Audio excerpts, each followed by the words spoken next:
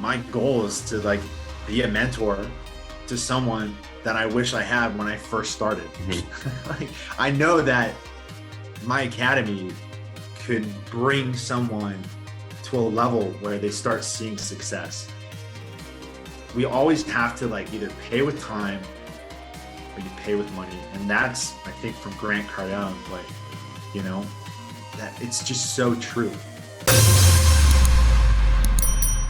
Welcome to the Rise to the Challenge podcast. Joining you today, he's the founder of First Lock and the Remote CEO Academy. It's Trent Stonehouse. How are you doing today, Trent? I'm doing great. Thanks so much for having me, Alex. We're so excited to have you on the show to talk about your rise to the challenge. What we like to do with all of our guests is go right to the beginning. Talk about where you're from and what you like doing growing up. Yeah, I'm from Vancouver, Canada. So, you know, I like to say a lot. There's a little joke there, but yeah, I grew up in a kind of like a suburban area outside of Vancouver. And growing up, I had like some early challenges. Happy to jump into that, but grew up just addicted to video games. I would say that was my thing. I was kind of a nerd for it. What were those go-to games for you? Oh man. RuneScape, number one. If you don't know RuneScape, that was my moneymaker for how I started learning like trading and numbers and actually just getting involved with like a community and friends. From there, I kind of went into like Guild Wars 2, World of Warcraft, things like these. Yeah. So you kind of like the RPG kind of style games. Those were the games I never got into. I don't know why. I think it was probably more like the sports, the Call of Duties, the Mario, the Pokemon, all those types of games were mine. What about those games did you enjoy? You talked about kind of learning those skills aspects, but did those bring out another side of you that you didn't know? I love how we kind of jumped into it, and we're jumping right into the game thing because honestly, the games for me, the reason why I fell in love with it is because it was such a great outlet for me growing up. I was born deaf, and I had virtually no hearing in one of my ears, and the other ear right here 30%, so virtually deaf. And I was in ESL growing up, so English second language, through elementary and a little bit of high school. So it was always a challenge for me. And I was always getting bullied a lot, things like this. And I didn't have like a whole lot of friends. And so I would just go home and I would just nerd out on these video games. And that was kind of my escape. And also through these games, it was a blessing. Of course, I talked about like, you know, skills that I've learned, but like literally skills. Like I learned how to, you know, speak, having the microphone and typing, texting, all that kind of stuff came through gaming. And honestly, I think it's what really got me to a spot where I made it through school, because I wasn't supposed to make it through school. They were not expecting me to go through high school, but you know, I did it. So there you go. Especially with games that are on an online platform, you basically don't have to reveal your life story to them. So was this also an opportunity where you could truly be yourself without having to tell people I was born deaf, I don't have hearing in one of my ears and things like that, but they have no idea because they're only going based off of what you are currently doing in the game.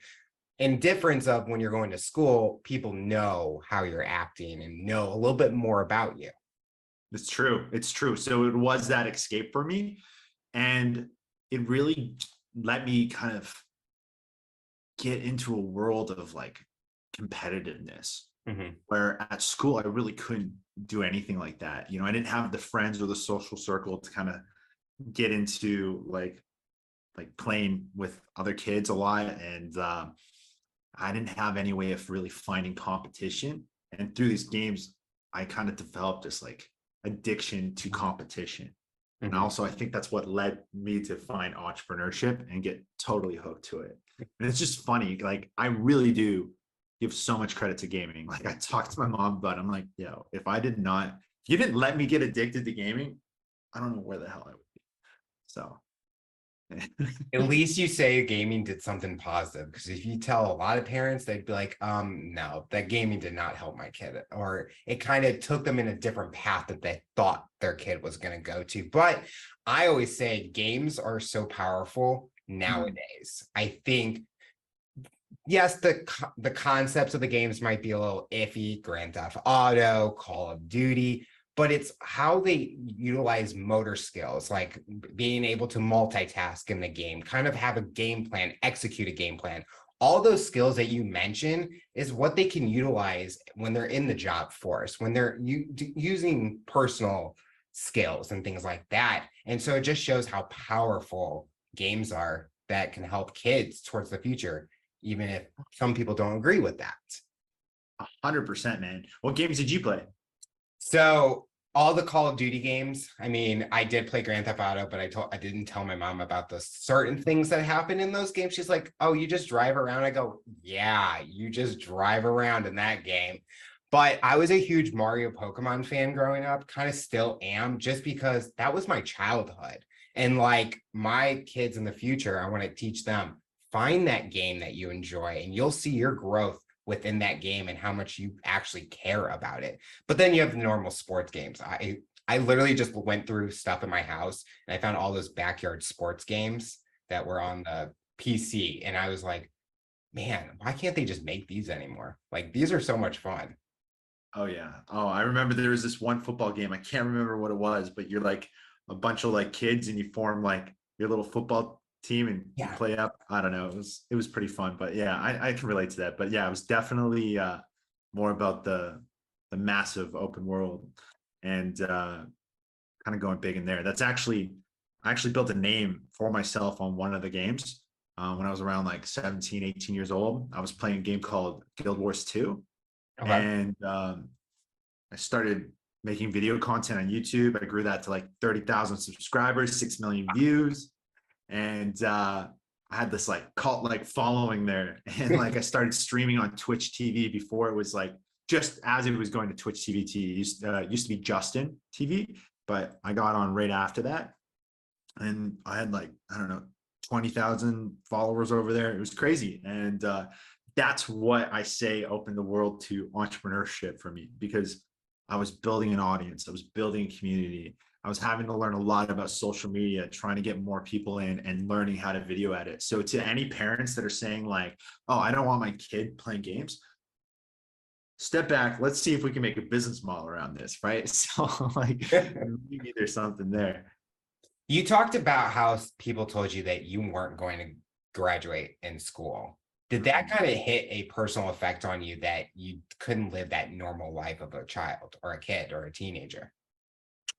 You know, I came to terms with it pretty quickly and I almost did not care, because my family growing up, we are 4 generations of longshoremen, and longshoremen are people that work on the ports. Mhm. And it's a great paying job, very hard to get into. You have to know someone. And like I said, 4 generations. So obviously lots of family down there, got in, and that was my plan. I was just like, I'm just going to ride this out. And so I didn't really care if I got through school, but I got through it. You know, I didn't need ESL eventually. And you know, I was good. I was solid, got through, done. And then my plan was just, hey, I'm going to do the family trade. And I ended up getting down there, man. And almost on one of the first days, one of the foremen, I was on the site and we were working on a steel ship. And these steel ships, man, are dangerous. And you're just picking like these giant pipes, beams of pipe up, and like tons and tons, thousands of pounds. And when these things go up, if you're in the way, you're dead if it falls. And so I was working down there, and I don't know, whatever I was doing was not good enough in the foreman's eyes. And the foreman came up to me and was like, "Hey, Trent, I think you should go back to working on computers and get out of here." But he didn't say it so nicely like that. And at first I was like totally offended. I was like, "Hey, man, my family's like 4 generations down here. What are you talking about?" Right. I look back and I was like, yo, this guy is so right. Like this guy was right. Yeah. Could you imagine if he did not say that to you, where you would be today? Man, I think I was gonna find it either way. But I look back at that and I thank him and I'm like, wow, he was pretty wise. He saw something in me that I couldn't see in myself at that time. And so I think I was gonna find this because I was not enjoying myself down there.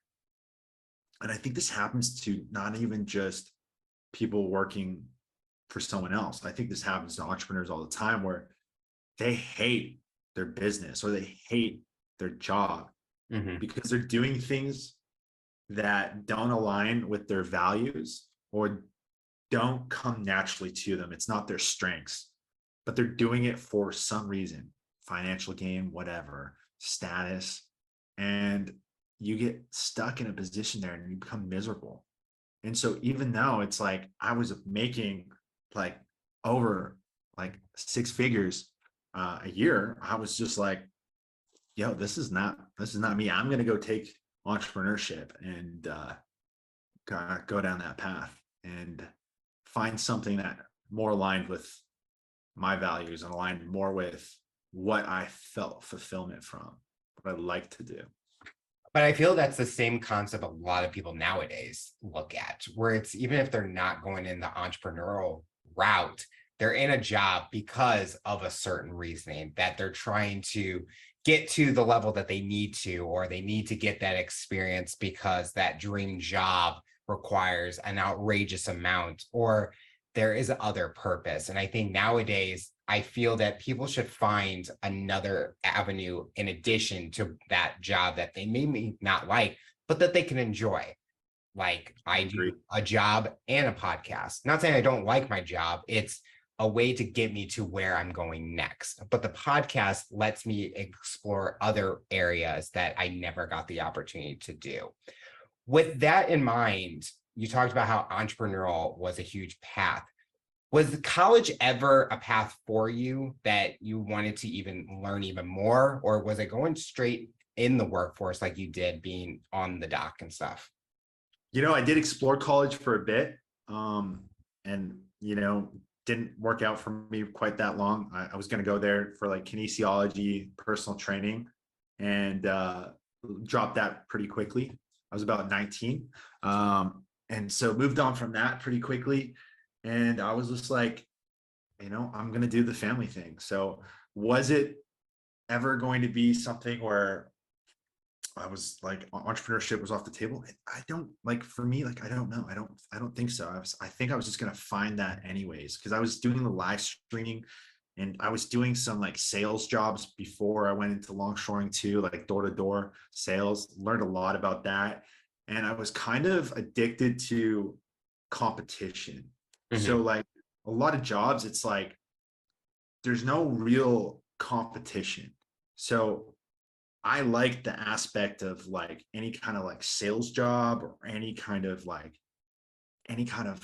element that brought competition. And for me, I look at entrepreneurship like a video game. It's always like leveling up. Oh, I'm getting Yep. that new sword. I'm getting that new skin. I'm going up. I got that new client. Now I can unlock Yeah. this and I can do this and I can do that. And so I found a lot of fun from this. I actually don't even game really anymore because I found the game for me is business. And so it's kind of changed that perspective in my mind, interesting enough. But As yeah, you were growing up, was there an entrepreneur that was kind of like a kind of inspiration for you, or kind of like, I could see myself going down that path, or I want to use it as a reflection to when I get into entrepreneurship? I'm trying to think far back, and there was no real entrepreneur that I really admired, and I was like, I gotta be like him. I have many now that I like look up to, but like early on, it would have been like other live streamers, right? Before, like, I don't know if you know who Ninja is. Oh yeah. So, like Ninja, there goes my dog. Hopefully we can cut that. But um, Ninja, before he was Ninja, people are starting to come home. So 1 sec. Well, Um, uh, but before Ninja was Ninja, he was live streaming all the time. I was watching his content. He didn't have a big following either. He was playing like games like H1Z1. So he was someone I looked up to too, because I had that wild, quirky like style. I was all over the place. I was probably more hyper than Ninja was. And so I was like all my viewers were like, why aren't you like way bigger than Ninja or these other people at that time even? So that was someone I looked at as like, I want to be like him, admire him, and I'm going to be better than him. Didn't work out. He's like the biggest streamer, but I looked up at other entrepreneurs along the way too. Conor McGregor coming up, he was an entrepreneur, but he was a fighter. But love him or hate him, I admired the hell out of him. He had that level of like law of attraction, that manifestation kind of vibe about him. He was able to call fights. He's like, I'm going to end this fight the second round, and this is how I'm going to do it. And his mindset was unbreakable. And I fell in love with who he was as like a person. And I was like, wow, dude, this guy's amazing, dude. And from that, he became a huge like inspiration for me, gave me a lot of fire in my early days. And after that, now it's like Alex Hermosi. That guy is like amazing. Highly recommend checking him out. Love Ed Milet. That's another great guy that is really moving mountains in the entrepreneurial space.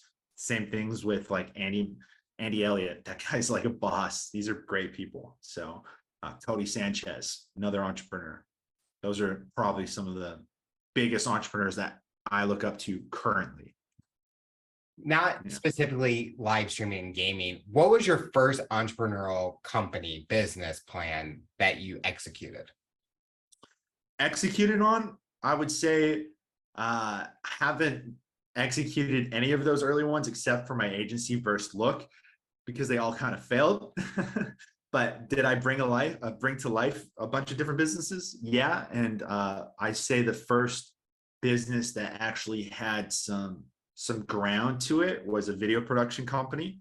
And I was doing video production and video editing. So I learned that skill from, live streaming. And that came from basically a love of cars, and I kind of explored that. So I was focusing mostly in the car dealership world. And unfortunately, that kind of fell apart. I was in my early 20s still. And so I didn't have nearly the experience I needed to kind of survive a car industry, which is, full of really tough people. And after that, I tried a business called Zaster, and no surprise, it ended in a disaster. Actually, I was talking to some of the people at Logitech, because it was a gaming company. I'll go into it. It's really fun. But Logitech, they pointed out like, hey, man, your company sounds like disaster. Like, we don't like the name that much. I'm like, oh, no, please don't say that. Please don't say that. Because I didn't think about it sounding like disaster when I put it all together. And I was like, damn it, now I can't unhear it and I can't unsee it whenever I look at it. But maybe that manifested something in itself. But that company was something extraordinary. Zaster grew to having 100,000 daily users. We had 6,000 live streamers using it, and we accomplished that all within 12 months with no marketing. It was just overnight viral success because everybody wanted to get their hands on it. We were basically displaying ads underneath a streamer's broadcast back when Twitch didn't allow streamers to collect on ad revenue. And so it just swept, obviously, because we're giving out money. And that was something that was very exciting. I was flying all around the country, going all over the US. And that thing put me like $40,000 in the hole, though. Wow. Came back, right about to sign some deals with like Verizon and Tencent. And I find out Google shuts me down. I got shut down by Google. And for me to recover from that, I would have had to rebrand. I would have had to do a bunch of different marketing, try to pull everyone over, get ads fired up again. and I was already kind of tainted in the ad space at that point with like Google. So it was going to be a really tough grind from there. And I was like, I can't keep going. But that was my first taste of success happening. And it tasted really good. And then it just blew up in my face. Do you So feel it was a lot of pressure for someone at your age at that level to be traveling around the world, talking to big companies that maybe if you had like, not, I'm not going to say an investor, but like someone that you could reach out to that's been in that industry that you could go for advice that it could help to see where you could have taken those companies to if that you were still doing them today? It's kind of a what question. 100% was a Do question. you feel that it was a lot of pressure for you at the age that you were with those companies, talking to big corporations, and maybe that if you brought in guidance that it could help you, where you could have had the knowledge of certain aspects before going big with them? Alex, absolutely. Like that was one thing. If I had a mentor, I know for sure. I don't know if it would have worked out, but I know for sure I would have got a lot further than I did, because the moment I got a mentor after this, like after that whole scenario for my current businesses, it was 9 day different. Like I was able to make a 7-figure agency with a mentor. With doing it myself, I would have had to go through so many more years, even after that, just trying to figure things out, right? Because we always have to pay. You're either paying with time or Yep. you're paying with money to learn things. And through that experience, I paid with time, and I paid a lot of money just to get some experience. Not even a lot. I didn't even figure out fully all my mistakes and how it could have been avoided. But if I had an entrepreneur, I like had a mentor at that time, hell yeah, like things could have been way different. Getting a mentor is so essential. And often people don't even look for one, or they don't know how to go about one. Mhm. And getting a mentor is, I think extremely vital. Not having a mentor is like you trying to compete with all these other entrepreneurs and you're missing legs. I'll say that. So like they're outrunning you big time. So When you were in the hole financially, how did that play effect with you personally? it was very dark times, man.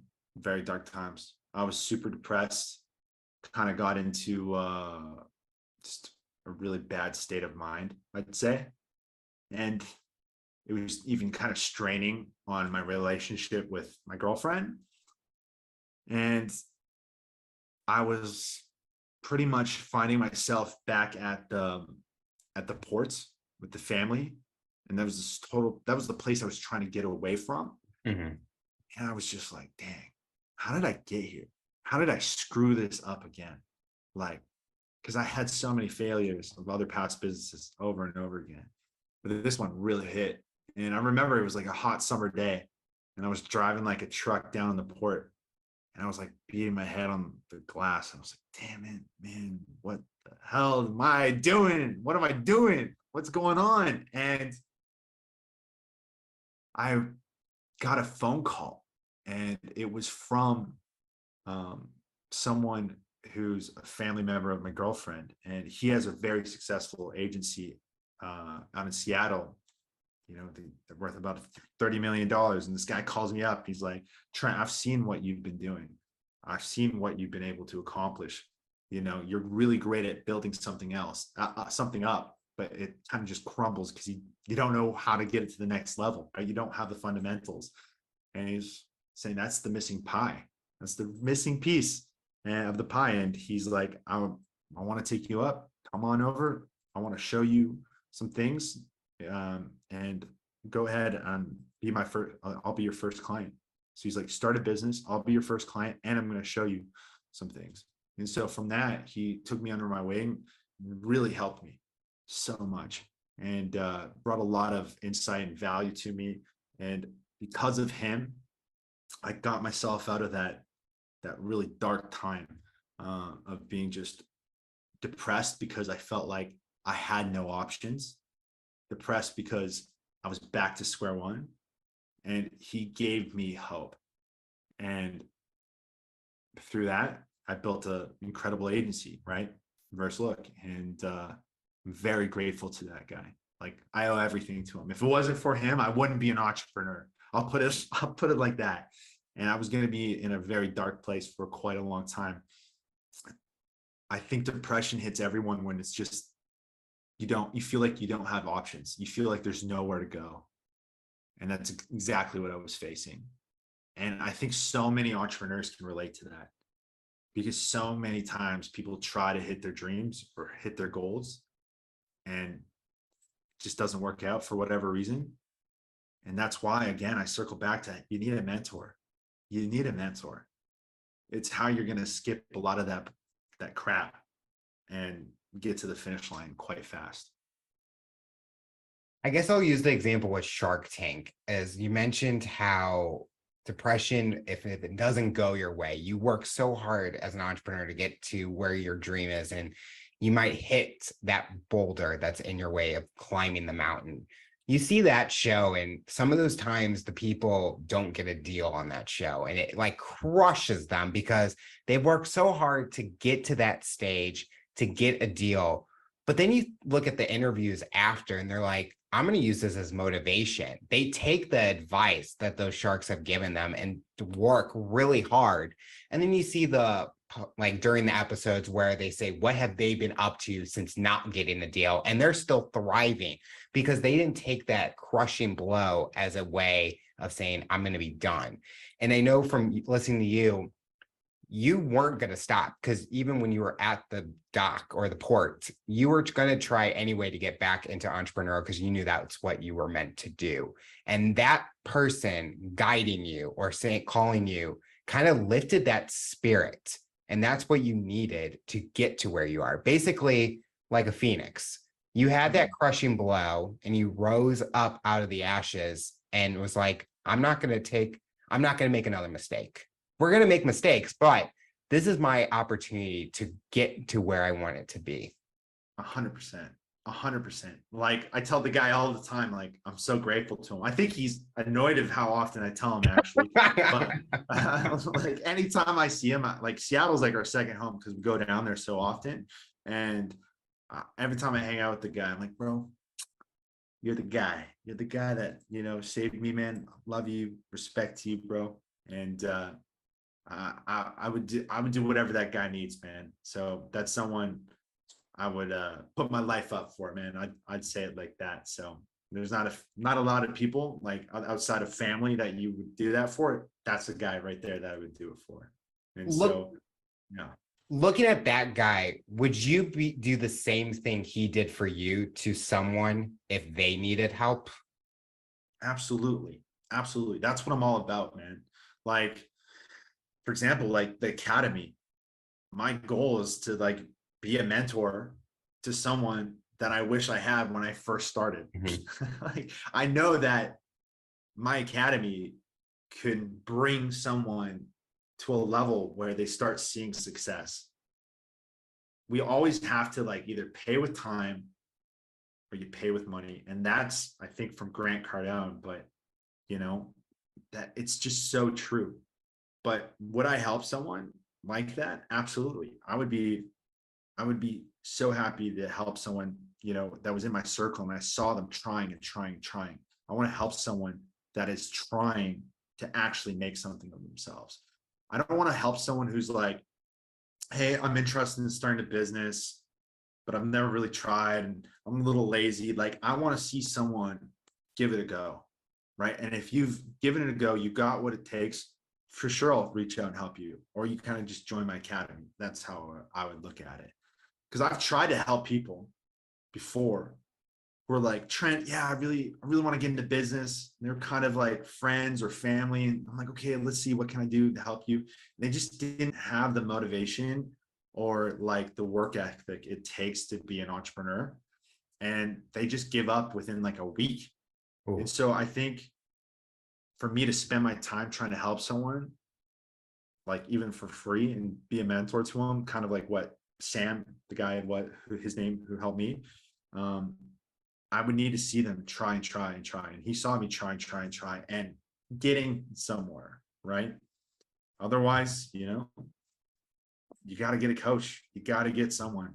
Like, I think it's stupid not to pay for education, because Alex Hormozy says this too. It's like, by you not having the knowledge or the skill to make $1 million is what's preventing you from making $1 million. It's not you going to work every day, making 100,000, and eventually you're going to make that million. It's going to take forever, but it's about having that skill, that knowledge to make it happen within like a year. And you got to go out there, pay for it, or find someone that's going to teach you. Right. So I love hearing that you would be that same guidance for someone, because I think that's so important nowadays, especially with the world of networking. I think if you're able to help anyone, and I would do the same thing if someone said, I like how you do this with your podcast, I would want to be there for them, because it's all about, I look at it as collaboration, and I don't need to get paid for it.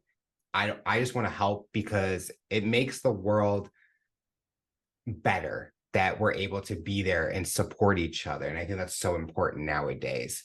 With your two companies, what was the big message you were creating with those companies? What's the main goal that you're trying to fulfill?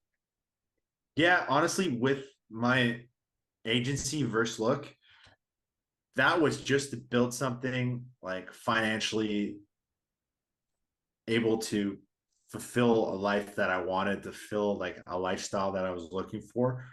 There was no like, oh, I'm gonna like do this to help for whatever reason. Mm-hmm. I just wanted to build something that was gonna let me work from home. I could do work when I want, whenever I want. And I kind of built it based off of like uh, that book, 4 Hour Work Week, right? And Tim Ferriss and in his book, The 4 Hour Work Week. And it was got me to a place where my agency now, where I'm only like working like 3 or 5 hours, maybe a week in it. And I hit that level there, and I was just sitting kind of back, and it's like, this is cool and all, but I feel like I needed to keep doing something. I couldn't just sit and chill. And I really like kind of sat down and looked inside. I was like, I really want to make an impact, and I want to do something that really I get to express myself out in. And that's where the academy is. I get to be a coach, and I get to be a mentor to people. I get to, you know, teach. I get to have presented videos. These are all things that I love to do. And I get to be that kind of character that I used to be when I was like gaming and, you know, being on camera, live streaming. So it's kind of got that nostalgic feeling to it. And I really enjoyed it. And so I wanted to build a company that would allow me to get that kind of that feeling back that I used to have when I was like a live streamer on Twitch. And I also thought I can make a huge impact in someone's life, Mm-hmm. right?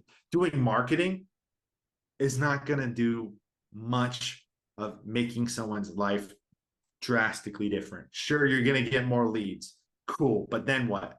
Right? Is your system going to fall apart? Like, can you fulfill it? Are you going to break because you're wearing all the hats in your business? Are you going to feel burnt out? Are you going to feel miserable?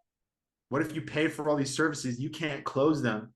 You can't close the leads that we're giving you. Now what? You're out of money, right? This was not a fulfilling thing for me, but it's great because it, you know, generates cash flow. But the Remote CEOs Academy was the passion project that I'm trying to build and make something big, because like I said, I know that I can change a lot of lives by giving them the foundations and showing them how to get client acquisition systems and how to optimize their operation systems. And by that and doing that, you will have a successful business. And so that's my main focus currently. And I'm just loving every minute of it. Do you feel that with a lot of coaches, a lot of times people are looking for someone that has been through the challenges, they have been facing those positive, negatives, obstacles, accomplishments, that they're able to connect with you and look at you as, this is the person I want to go to because of the experiences you have been through and how you've built a business, but you've also struggled with businesses. Right. And, you know, Alex, to answer your question, I don't think people are looking for that. I think people get messed up pretty bad, man. They'll go out thinking like, yeah, I do need a mentor. I do need a business coach. And then they go out there and they just try to find anyone. Mhm. There's a lot of shitty coaches out there. Am I Yeah, allowed to say that? you can. Okay, cool. There are a lot of crappy coaches out there, Alex. And the problem is because they're business coaches. They've only ever been a business coach. They've never had a business. And if they did have a business, it failed. I currently still run my agency. My agency is still running. It's still operating. It's a 7-figure agency. I built it to a place where it only needs 3 hours, 5 hours of my time a week. I am able to say, hey, this is what I've done. Mhm. So many other business coaches are like, yeah, I've worked at this company. This is what they did. But they don't have that real life experience. They never went through that. They're just a coach. So do I think you need to run out and get any coach? I kind of framed it like that. But no, you should be selective about who you're going to hire as a coach or who you're going to try to get as a mentor. The best way to go about this for anyone that's looking for a coach or looking for a mentor is find someone that has accomplished something that you admire, that you would want to accomplish yourself. I'm not going to be the best coach for everyone, right? I wouldn't be the best mentor for everyone. Why? Because if you're looking to grow a huge personal training brand, that ain't me, man. I don't like to work out. We're looking at the wrong place, man. Right? It's about finding someone that's done it, and it's done in the area that you want to grow in. So if you want to build like an agency, a coaching business, um, a course program, and you're trying to build a company like that, love it. Come on in. Happy to take care of you. But like I said, if you're a personal trainer or you're trying to build like a plumbing business or something, hey, you got to go find someone that's done it. And don't just hire any coach, because there's so many business coaches out there be like, yeah, I can take on any entrepreneur. Screw you. You don't know what the hell you're talking about, dude. And there's so many of them. So many. So be careful. But yeah, Alex, to answer your question, in short, I don't think people are actually thinking, I need to go find the right coach. They're just looking for any coach. And it's gonna lead to more troubles. I'm actually glad you're honest about that, because that's how I view this world nowadays with coaches. Is I think the one example, and you kind of mentioned it, is the personal training side. You see all these influencers, all these fitness content creators that think that they can be trainers, but they don't have certifications. They don't know the real way of helping all different types of people. They think, well, I did the work myself. Well, that's because you were focusing on you, but did you go to a coach who actually had the training? One thing I look at is, I'm a type 1 diabetic and I've been in the doing fitness. I'm going to trust someone that has diabetes and fitness, because they know my biggest struggle is the diabetes aspect in fitness. I'm not going to go to someone that has a fitness background, but they've never worked with someone with diabetes. And so, like I said, like I've used those people as mentors because they've gone through the challenges. If I talk about a blood sugar, they know what I'm talking about.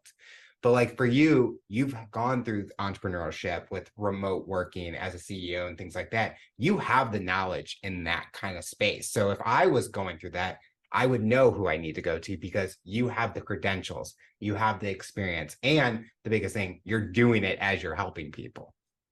Exactly. Yeah, I love that you said that, because you got the right idea there. And I'm glad that you found that specific help. Don't just choose anyone. Like, that's what I would say to anyone. Just be careful, right? Just choose someone that's done something or lived through something that you're wanting to accomplish yourself. And find someone who's has succeeded in it, not just went through it.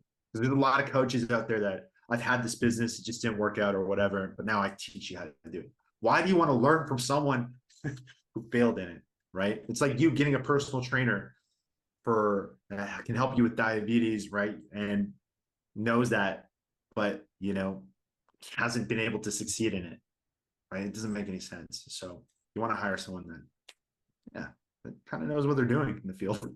Out of all the accomplishments you've mentioned, is there an accomplishment in your entrepreneurial journey that you've been on that you haven't shared yet, that you are proud of?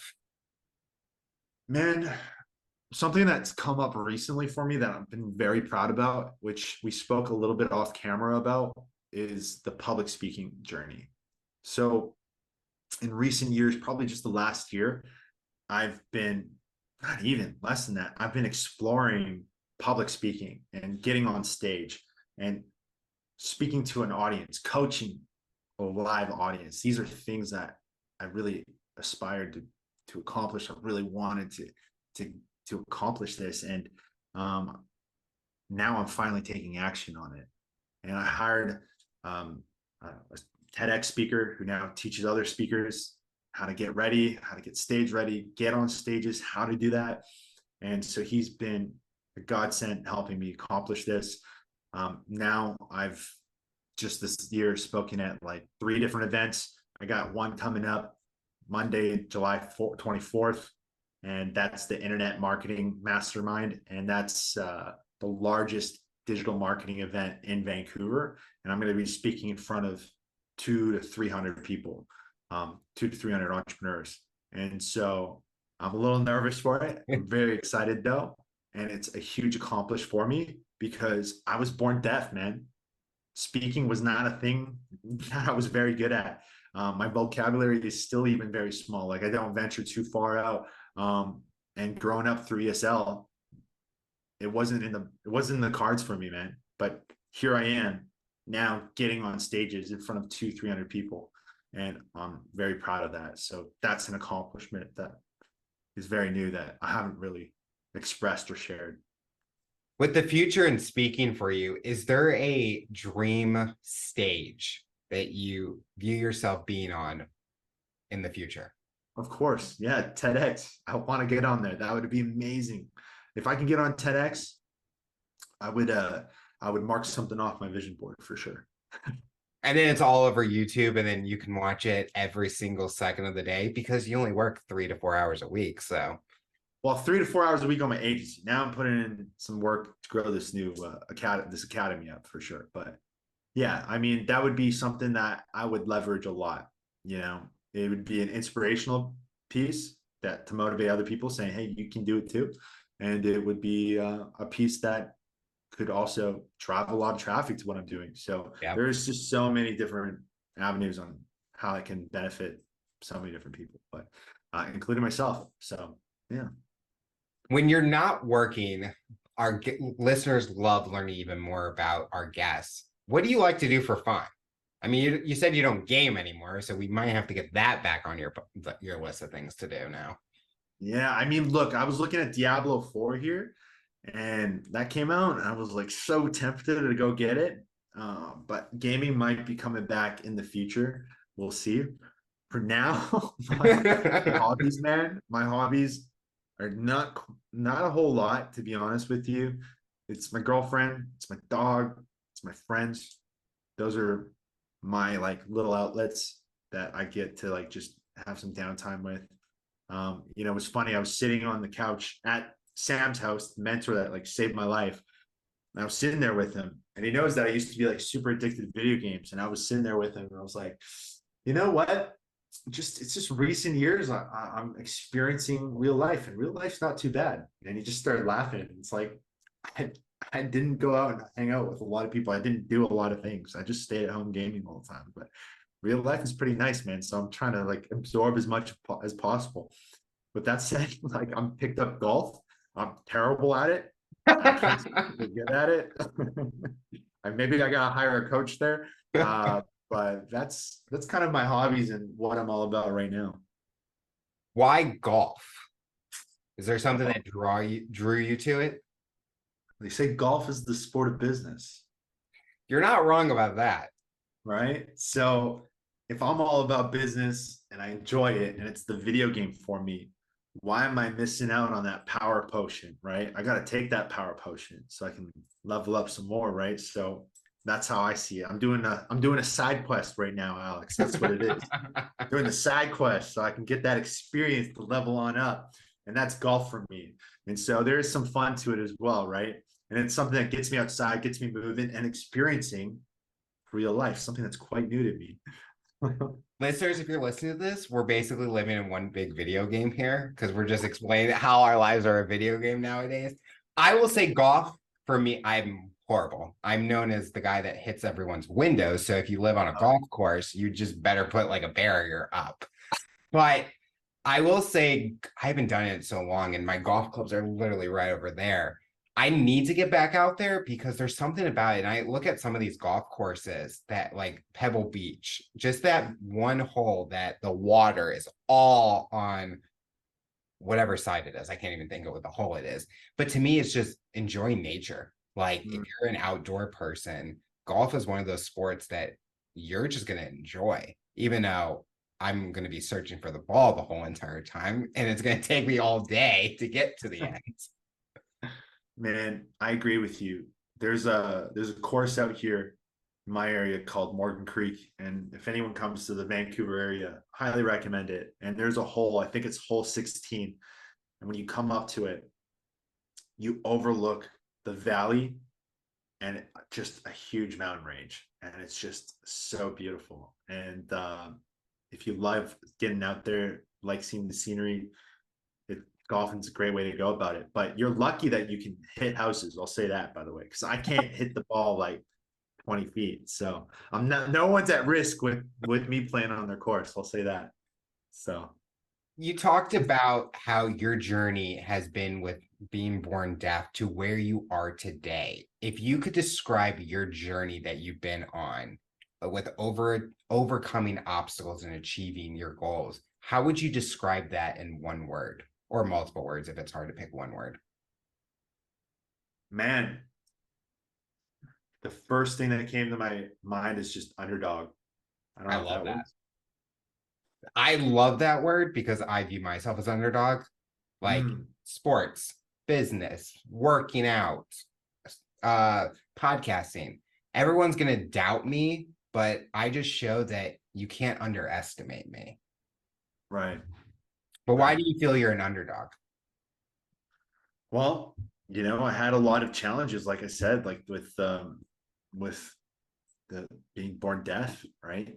I don't think I would have been able to get to where I am without the help of like the amazing teachers, right? My parents supported me a lot there too. And the video games, man. Like honestly, um I I wrote myself off a lot throughout this entire journey too, right? I didn't always have like unbreakable spirit, like the great Conor McGregor. That's why I looked up to that guy. I was like, dang, man, right? Because I didn't have it. Um, so I would count myself as an underdog for all those reasons, right?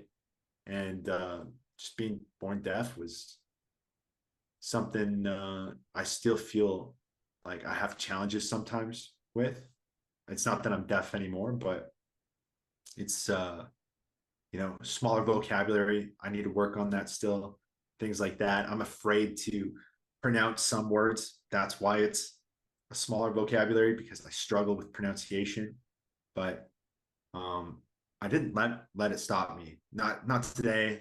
Not for the past like 5-6 years. I haven't ever like been in my head about it, right, at all. So um, yeah, I would say underdog is a well suited label that I think I ride and I'm gonna hold like true to me, right? I think that's my sign. The final question I'll ask you for someone that's listening to this interview based on your journey and experience, what tips or advice would you give them to overcome obstacles, accomplish their goals, and rise to the challenge? I love that, man. I love that. Good question. Good question, Alex. Well, it is just having an unbreakable spirit for me. Just the the belief of not giving up. I think people are too quick to give up these days. And the moment there's some sort of difficulty in front of them, they call it quits. Yep. And I think it's about having the will and the courage to keep moving forward. And if you can do that, you can just keep moving forward, you're going to get to the finish line. You don't need a coach or a mentor, but you're going to be waiting a long time. But you will do it. As long as you keep going forward, anything's possible, and you will get to the finish line. Well, Trent, I want to thank you so much for coming on the show and talking about your rise to the challenge. You're inspiring so many people, and we are excited to see what the future looks like for you. Hey, thank you so much, Alex, for having me. I really do appreciate it, man.